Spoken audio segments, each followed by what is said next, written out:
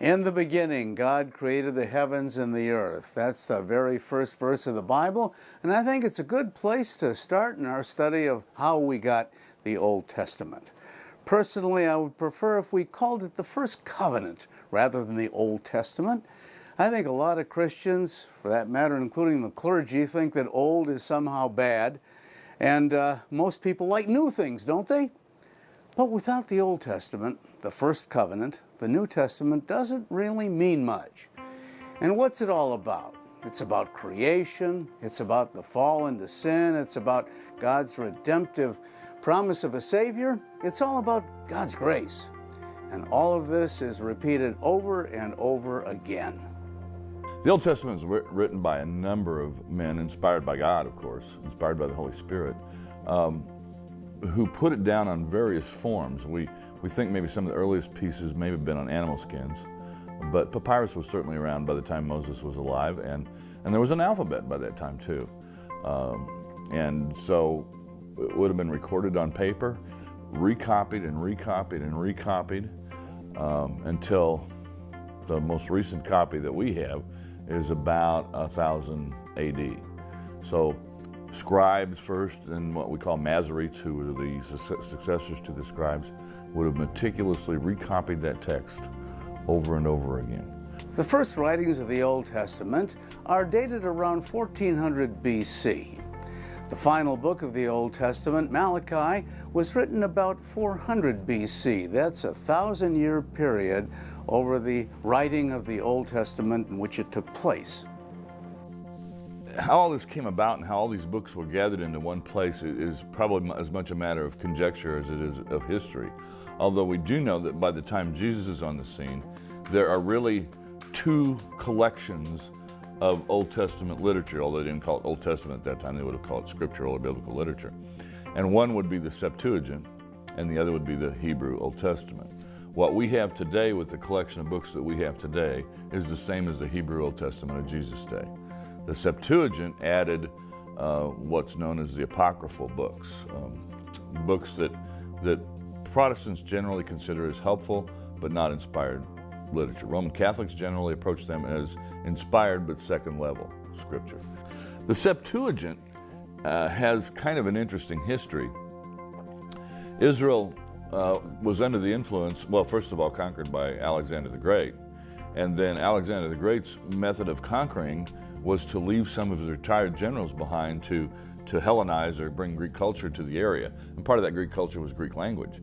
So even though the Romans are in power by the time Jesus comes on the scene, it's Greek culture and Greek language that sort of dominates the cultural and linguistic scene.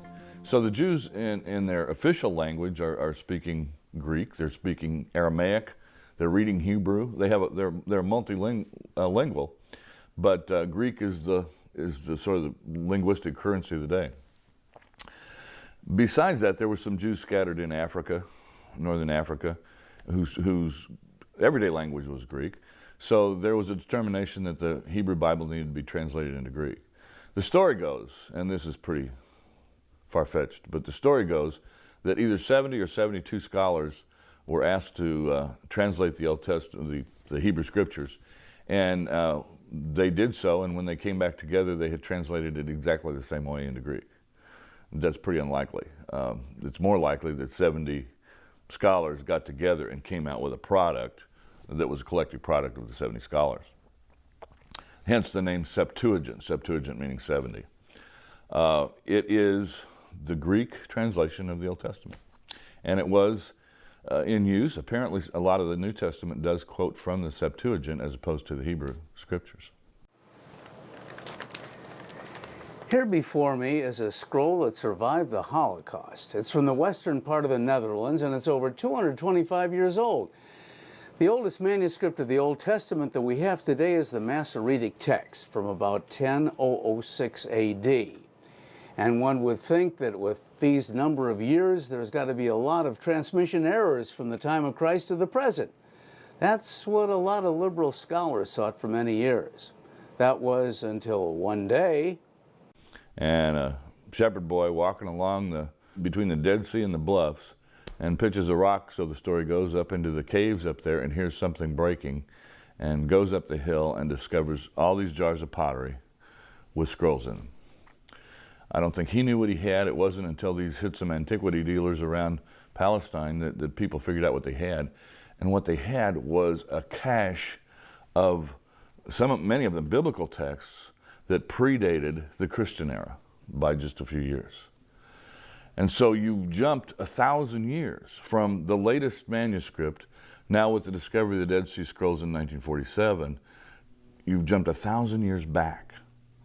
Now the fascinating thing with that to me is you would expect that in 1,000 years you would find a lot of differences in the text, that there would be a lot of scribal errors, that kind of thing in transmitting the text. There are very few.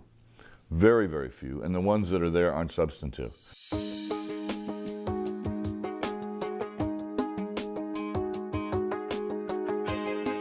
So, Joel, why did you bring me to this section of the great Arizona desert? Well, Dr. Meyer, it's a great question because really this is the only place that I know and we have access to that closely resembles the topography of the northwestern corner of the Dead Sea, where the Dead Sea Scrolls were found in a little community called Qumran. Now, what makes this area so unique is that it's very, very dry. Of course, the dry air would preserve the scrolls, too, as they were sealed in those jars. You see, what's so important in terms of analyzing biblical manuscripts is this common argument you hear that because the scribes had to transcribe them every 100 or 200 years when the ordinary scrolls turned to crumbled and so on, they had to maybe occasionally make errors, and then the errors were absolutely multiplied as they went through generation after generation of manuscripts. And so very often the biblical critics claim that our Bible today may not even resemble what happened in terms of the original autographs, as they're called, 2,000 years ago. So this was the first time I think scholars had a chance to see how carefully biblical manuscripts were copied across a 1,200-year period. Because before this, as you pointed out, the Masoretic text from a little over 1000 AD was the oldest surviving manuscript of the Old Testament. At Qumran, they discovered 2 scrolls of Isaiah that were 200 years old in Jesus' day. And you're 100% right. We even find even more remarkable things. For instance, there were 36 copies of Psalms found in the Dead Sea Scroll community, 21 copies of Isaiah. There were 30 copies of Deuteronomy, and yet all of the scribes there and all of the script that was found, and you do a side-by-side comparison of the 36 copies of Psalms, for example, besides the occasional spelling error that wouldn't change doctrine at all or change the temperature of hell 1 degree to the left or the right, there are virtually 0 scribal errors in the 36 copies of Psalms from the fragments that were put back together again. It's a remarkable thing. So now we have a way to test across 1,200 years of history how this manuscript tradition took place. And the similarities, and let's be more specific, the lack of maybe some errors was phenomenal, as you were just saying. They were so careful in their scribal. Yes, did they make some little notations on the side when, as you said, there were more than 2 columns of a mistake, but they were very, very, very careful. And the check and balance of the community there at Qumran was really world class for not having the technology that we know today, where you have spell check and where you have word counts and things like that, that we know at least the accuracy and integrity is still there. I think it's very important because today Islam, the greatest competitor to Christianity, claims that the Christian scriptures were ruined by manuscript errors so soon after it happened, and the Holy Quran is the final revelation of God to correct all that. And there are some groups today yet, like the Mormons, for example, who claim that the Book of Mormon now corrects all the errors made within 60 years. Give me a break. Right. In the New Testament. That's not true, and this is why the Qumran Dead Sea Scrolls are of fundamental importance. It's fascinating, it really is. You know, there may be one more reason why the Dead Sea Scrolls are of tremendous importance for Christians. The higher critics, the extreme biblical critics, let's say in the last century, used to claim that the Gospel of John was written way into the 2nd century. The Tübingen School in Germany, you recall, said that the Gospel of John was probably written around 175 AD, and therefore forget any eyewitness testimony. But then, of course, the discovery of the Rylands Papyrus way up the Nile of between 100 and 110 shows that that was wrong. Right. But the reason the critics objected to John being early was because the concept of light versus darkness, love versus hate, war versus peace, those were not Jewish concepts at the time. So one of the first discoveries made at Qumran was the scroll that said the war of the sons of light versus the sons of darkness. That's right.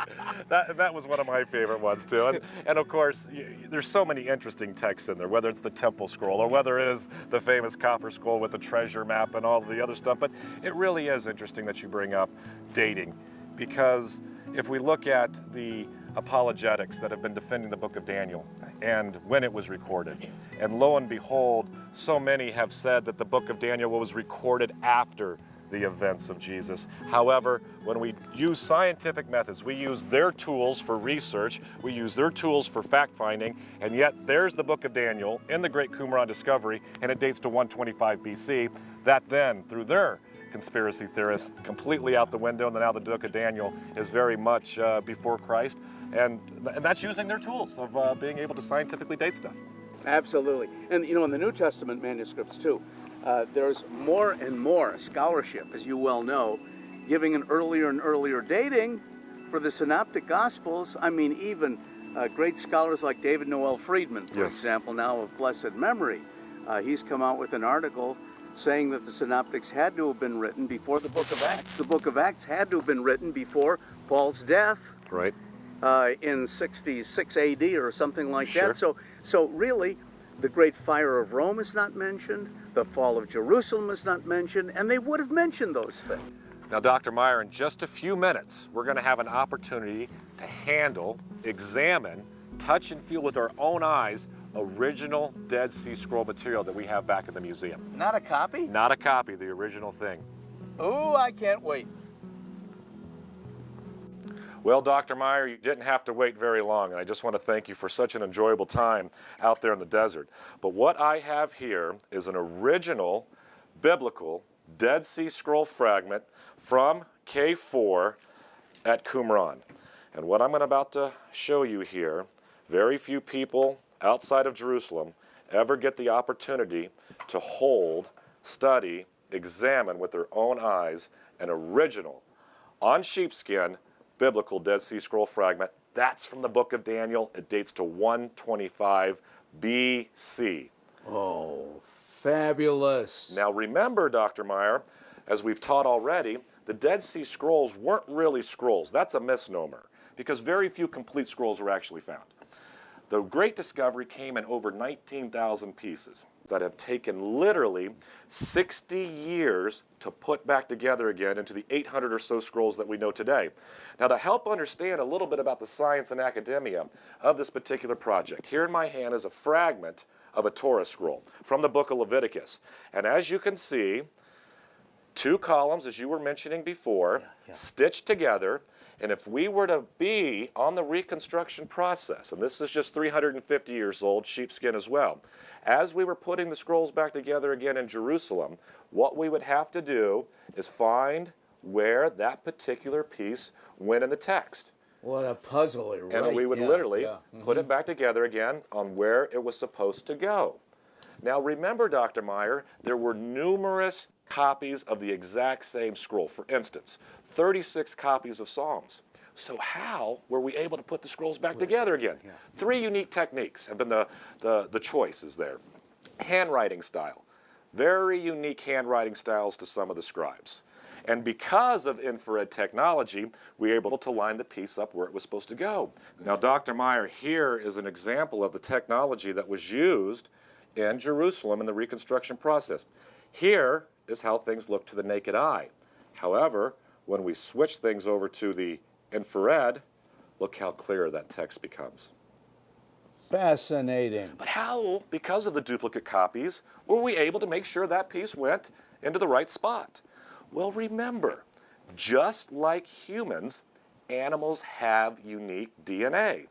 Therefore, all we had to do to make sure the right spot, the right piece went into the right spot, we would then DNA test pieces to the north, west, east, and south, and if they all match the same DNA, we knew we put the scrolls back together again. Literally, what's taken over 60 years to perfect and to publish accurate data out of Jerusalem literally has taken that long for only one reason: making sure that we put the project back together again accurately. Remember, Dr. Meyer, we were talking out in the desert how any mistake we make gets scrutinized. The scientism, the humanism movement can make hundreds, if not thousands of mistakes, and they're justifiable. Christianity and Judaism, we make even the slightest mistake, we're literally obliterated by the secular media. Absolutely unfair. It is unfair, but this is just a wonderful little piece, and again, a perfect representation of what the Dead Sea Scrolls truly were. 19,000 pieces put back together again into over 800 unique scrolls. It would really have been great if Moses and Isaiah, David and others had had their own blogs that told us when they wrote what they wrote. Well, we don't have that, but what we do have are references in the Old Testament to the gathering of books. The final book of the Old Testament canon, and canon, by the way, means a measuring stick, that which something is measured by. The final book was Malachi, written about 400 years before the birth of Christ. Those 400 years in between are called the intertestamental period. Now, during that time, God was silent and carrying men of old to write down his words. That doesn't mean there wasn't any writing during this time. In fact, during this period, the books of the Apocrypha were written, books that are included in the Roman Catholic and some Protestant Bibles. We could not have a complete discussion of the Old Testament without examining its prophetic content that points to the Messiah. There were over 300 prophecies fulfilled in the person of Jesus Christ. The Old Testament has many that were made hundreds of years before Jesus was born. Precise, detailed prophecies, such as where he would be born. Micah 5 verse 2 tells us that. How he would be born, according to Isaiah chapter 7 verse 14. In fact, how he would die. Psalm 34 verse 20. And history has proven without any doubt whatsoever that they were fulfilled exactly as the writers of the Old Testament had prophesied hundreds of years earlier. In the book, Science Speaks, mathematician and scientist Peter Stoner applies the rules of probability to the prophecies. The chances of just 8 of these 300 prophecies being fulfilled are 1 in 10 to the 17th power. That's 1 followed by, well, a number I can't even pronounce. Try quintillion or something.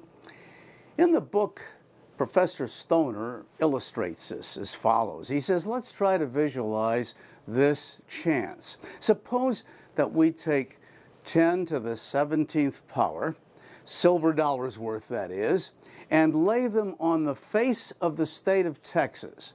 They will cover the entire state 2 feet deep. Now mark one of these silver dollars and stir the whole mess thoroughly. Then blindfold a man and tell him he must pick out that marked silver dollar. What chance would he have of getting the one with the mark on it? Just the same chance that the prophets would have of writing these 8 prophecies and having them all come true in any one man. Pretty amazing, wouldn't you say? But those odds are for only 8 of the 300 prophecies. If you adjusted that figure to 48 being fulfilled, the odds are a staggering 1 in 10 to the 157th power. That would be 1 followed by 157 zeros.